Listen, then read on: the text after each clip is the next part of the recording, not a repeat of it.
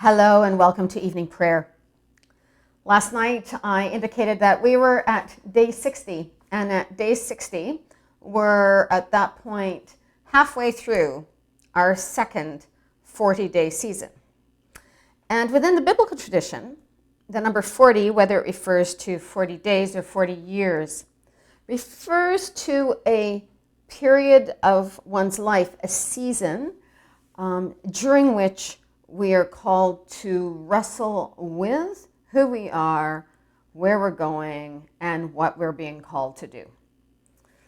And so there is, in many ways, some things that are reminiscent about those 40 years that the Israelites spent living in the wilderness, coming out of slavery and adopting a new understanding of their calling in the world. And while the liberation from slavery was a wondrous thing, it wasn't long before the Israelites were thinking, this transitional time of going to a place where we are adopting another identity, it's not for us. Can we please go back to slavery?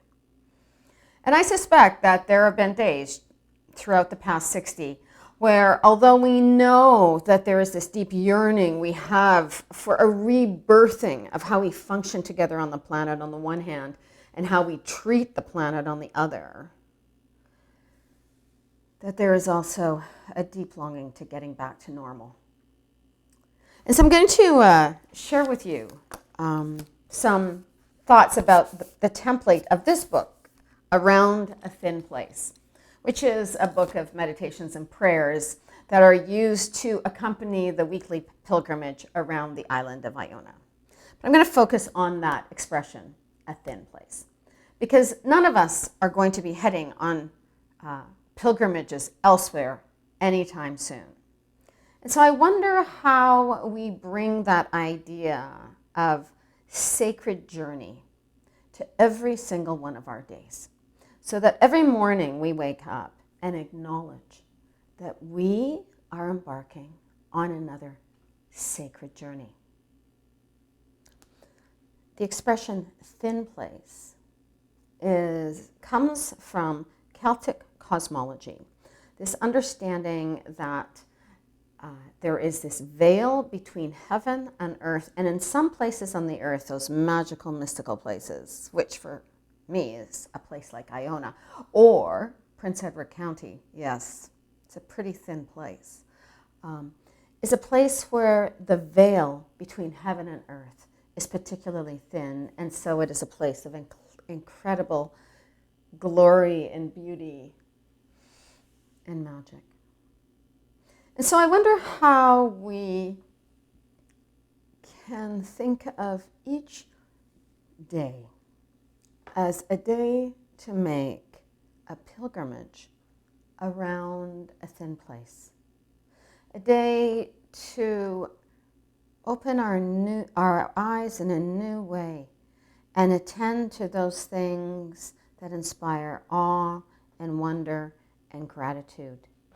The little things, not the big ones so much, not the sunsets so much, but those small acts of gratitude, human connection, and sustenance.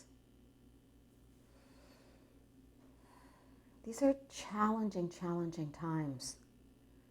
And I think our ability to bring a different expectation to these days and a different set of glasses to these days is what will determine how well we make it through these days.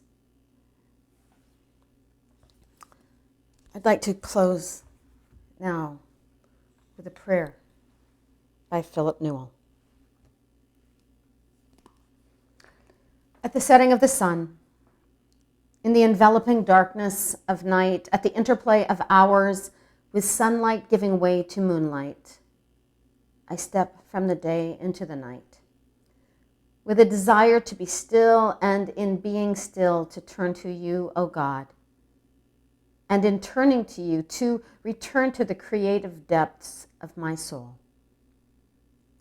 At the setting of the sun, in the darkness of the night, I turn to you.